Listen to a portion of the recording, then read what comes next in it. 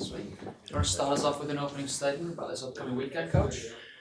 Yeah, our group's excited. We started practice back on January 3rd. We've been doing a lot of two-a-days, and the team's looking really good. We'll be headed out to San Diego in a few days, one of my favorite trips out in La Jolla, and we'll open with University of San Diego on the 13th. They're a very good team, advanced to the National Indoors last year, and we had a pretty tough match with them last year. And any first match of the season, there's always some nerves that will kick in, so that'll be a great challenge for our group. And then we'll follow up the next day and play Stanford on the 14th. We'll play Stanford at the University of San Diego, and Stanford is an excellent team this year. They have everybody back from last year, along with the top recruits in the nation joining their teams. So it'll be a great way to start out the season. Any chance your girls look past, or your women look past San Diego because of what Stanford did to you last year? I'm sure they're looking forward to playing Stanford, but that'll be a big part of our message, is not to look past San Diego. They were kind of in that top 20, top 25 range all of last year, and playing them on their home courts, our group will definitely have to be ready to go. So I can promise you the coaches definitely will do our best to not let the girls look past San Diego, because they're plenty good to catch us if we're not ready to go. I know last year's last year, but with a great run, great season, and then having to retool a roster, how do you go about making sure this team lives up to the expectations facing them?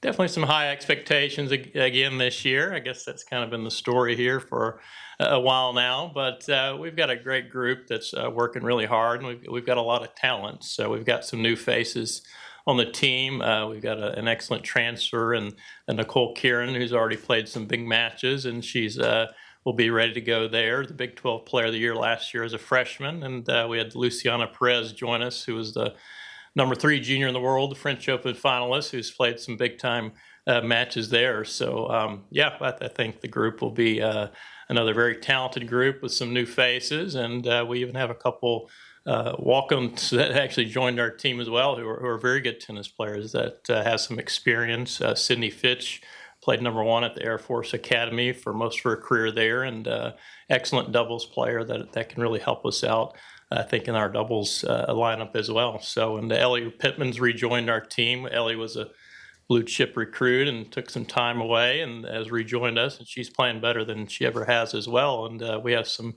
familiar faces as well to go along with. So, we'll have a pretty deep team this year.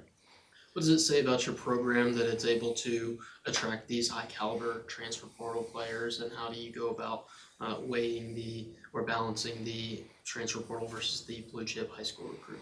Yeah, I think Coach Sabo and I have really created a great culture here of hard work, and a great place to come to get better and pursue your pro career. So I think that's kind of what's out there in the recruiting world, whether it's recruiting the top juniors in the world, or the top kids out in the transfer portal looking for places to go. And we just have a lot of momentum right now in the recruiting world, and we plan to keep that going along. As a coach, what do you do when they're in a match? I mean, I see you talking to them, but I mean, are you having to strategize? I mean, it's not like they don't really. Do they need your coaching? Yeah, I think the coach can kind of take a lot of faces out there. The way I look at it, pretty much most or all the work's been done in the practices. So I really feel like the way that we prepare, there really isn't a ton for us to say out there. We're spotting out some things of maybe some weaknesses in their opponents, and a lot of it's encouraging them, sticking to our strengths. We oftentimes talk about, let's take care of our side of the court. Let's take care of our tennis. So, if you're not taking care of your side of the net, it really doesn't matter who you're playing against over there. So we feel that we have some of the best players in the nation at whatever position they're playing at. And if we're playing our type of tennis that we're capable of playing and sticking to our game plans, that's definitely the plan A for the Aggies. And of course, there's always some weaknesses in your opponents that you can kind of remind your players of, or point out to if they haven't quite missed it yet. And there's a lot of stress and tension that's out there in a college tennis match, playing for your teammates. That's one of the few times in a tennis player's career you're playing for your university and your team. It takes on a different feeling from what most players are used to playing individual in the junior events or the pro events. So a lot of pressure on our girls, and I think that's a big role that we play out there, is keeping them calm and relaxed and thinking about things that truly matter and staying in the moment, those types of things. Any challenges, starting off so strong with your schedule with San Diego, Stanford, being a team that has so many options in terms of figuring out exactly what you want to do with that lineup, and I guess kind of, not really going to have time to tinker around with it. I know exactly what I'm doing with my lineup. So, I'm ready to go. We'll see. It's going to a long season. We'll see how things play out. And you never know with injuries, sicknesses, those types of things. I can assure you I already know what we're starting out with. And, you'll tinker around it as the season goes through. But I think we've got a lot of talented singles players. I have a really good idea how I want to start that, and I do think those positions can maneuver around a bit as the season plays out. I have a very good idea of what we're starting out in the doubles, and again, that's something that could play out later on down in the season. But you mentioned the schedule. It's a different type of schedule that we've kind of played in recent years. We've got to be ready to go right out the gates. I think historically, or at least for the last several years, it's kind of been a season where it's maybe kind of work ourselves into the season, but it's go time right from the start this year. What how helpful is it for you guys as a coaching staff, with San Diego and Stanford specifically, that y'all have already faced a lot of those players that they're going to have out there, and maybe can have a better idea more than going into it fresh against another elite caliber opponent where you have to do all that work. You kind of have a better starting point, at least, and maybe you can kind of match up girls favorably. Yeah, we have a pretty good idea of the players on the San Diego roster there.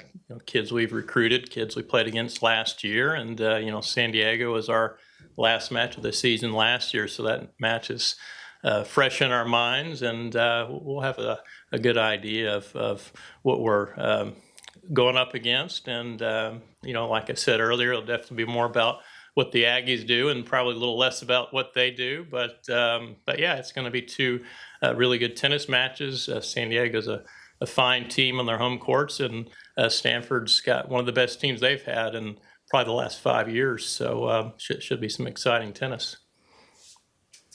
How do you, go ahead.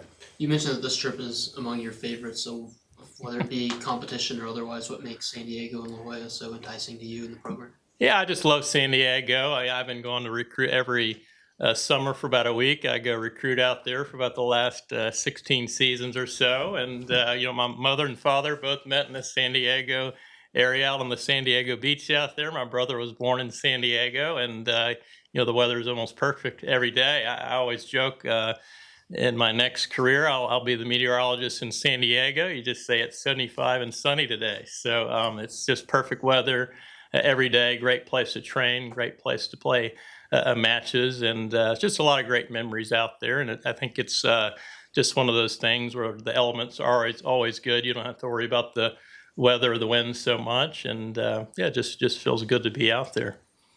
How do you feel like the returning veteran girls you have on the roster, really, most of them have been here for 2 years, and it seems like they came in at a time where y'all went from, a solid team to just like y'all are winning matches all the time. Maybe go from hoping we can win these matches to just it became like an expectation, and almost like if God forbid you lose a tennis match, like what in the world went wrong when that happens? How do you feel like they've been able to handle that?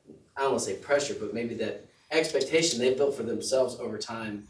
That we're going to go out here and expect to handle our business.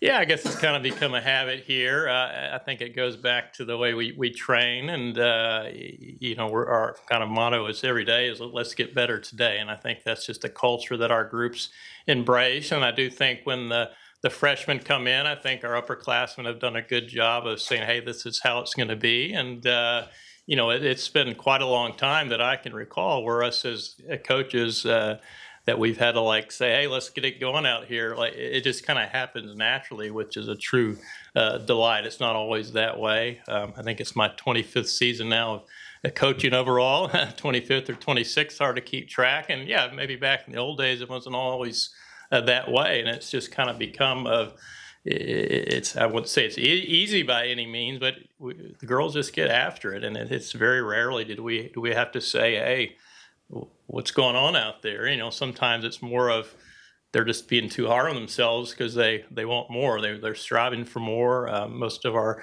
girls have pro aspirations, and you know they're here to win championships. They're here to help us win more SEC titles, and our ultimate goal is to win the NCAA title. And it's very rarely do we have to remind them of, hey, we're just not getting after it. I can't recall the last time that we've had to do that. Perfect. All good. Sweet. Thanks, Coach. All right, thank you.